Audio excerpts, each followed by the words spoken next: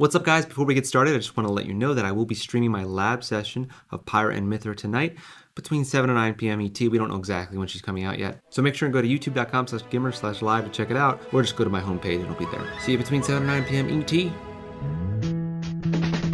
What is up, YouTube? Pyra and Mythra have been announced that they're going to be releasing today, March 4th. But after watching the trailer, I wanted to give you a quick breakdown of how I think the character is going to be played, so that when they do come out, you might have a little advantage. You'll have stuff you can work with upon the character releasing. To give you a quick breakdown of how the character works, Pyra and Mythra is kind of like Sheik and Zelda in Melee. Their down B lets them switch super quickly. It's about 30 frames long between each other and has a little bit of invult, and it can be used in the air. So they're going to be able to get out of the air and disadvantage very easily. But more importantly, they'll be able to switch between each other very quickly to use each other's strengths when they need them. Mythra is way faster than Pyra, has some moves that are multi-hits, double jump is higher, and her air drift is insane. It's like she almost has like a Wolf Mario air drift, and her ground speed is like faster than Cloud's, it looks like, and she got a big sword, and a lot of her moves come out quicker and they also end quicker, which means they might be safer on shield. Pyra is stronger, all of her hits are single hits. Her side B, she throws this thing out, it's going to give her huge advantage on shield, but generally she's slower, her double jump's slower, her air drift is worse, and her recovery is worse. With that being said, let me get into how I think the character is going to work. If it isn't obvious, Mythra, the faster character, with the better ground speed, the better air speed, the faster moves that are probably safer on shield, is going to be the main character that is used in neutral. Like every sword character, she's going to be playing some sort of keep away. Her air drift is so good that I just think the character is really good, and Mythra has bats within. So when it comes to defensive options, the character doesn't seem to have great out of shield options,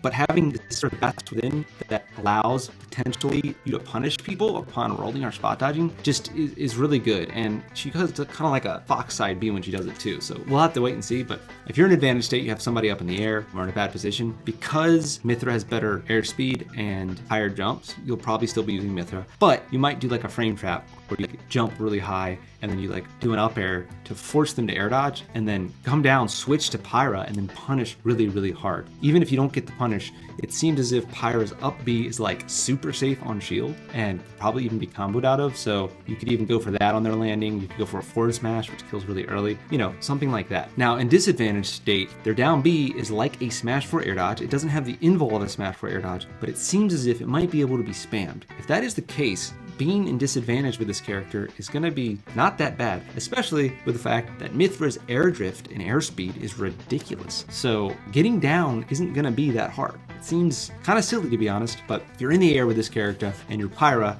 you're probably going to want to swap, if possible, if it isn't super easy to be punished, and get to Mythra to get to that airspeed. Even if you don't, though, you can like mix people up with Pyra, swap back to Mythra with down B to land safely, because again, the move is only 30 frames long and it doesn't hold you in the air like down B, which is 40 frames long. So by the time you even react to it happening, you're only going to have like 15 frames to punish it, and if she's drifting away, it's not going to be possible.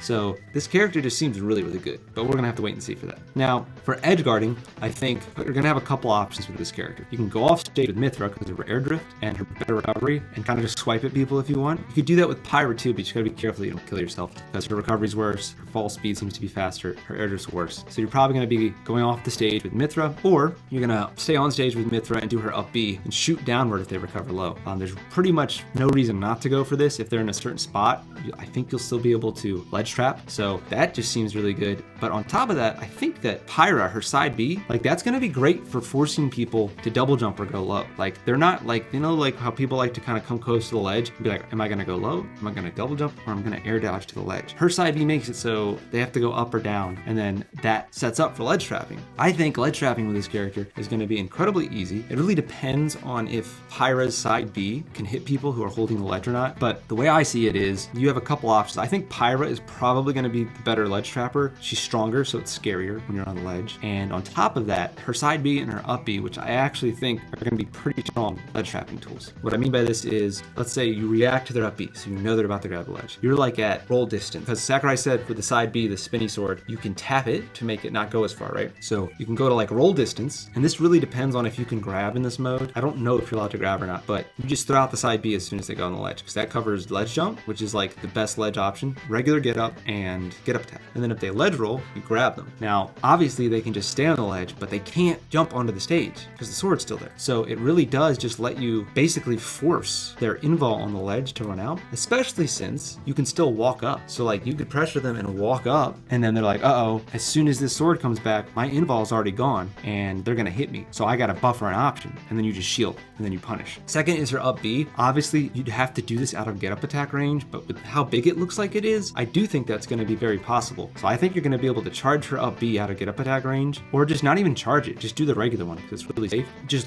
react to any movement on the ledge and just up B. And she can combo out of it seems, unless they nerf it. So that's gonna be really good. And if they jump, it looks so fast, just the single one. If they do a ledge jump, you might still be able to like up air. Remember, this character is a sword character. So if somebody's above you, it's not as bad as being a normal character when people ledge jump over you. You might not have to shield. So yeah, that's my initial impressions. Like I said, Mythra, main character in the neutral. You're gonna wanna swap to her if possible to land. The swap in general is a great tool to get out of disadvantage state. Edge guarding, you're gonna wanna go off stage with Mythra or use her up B special when they're low. Also, you can use Pyra side B to force them to go high or low. And then when it comes to ledge trapping, Mythra might be decent, but it seems like Pyra is probably gonna be really, really good at that. And very scary because of her kill power. So that is my initial impression on Pyra and Mythra and how they're going to be played. If you like the video, consider giving it a like. If you really like it, consider subscribing. If you really, really like it, consider turning those notifications on. All right, I got stuff to do, so it's back to the lab with me.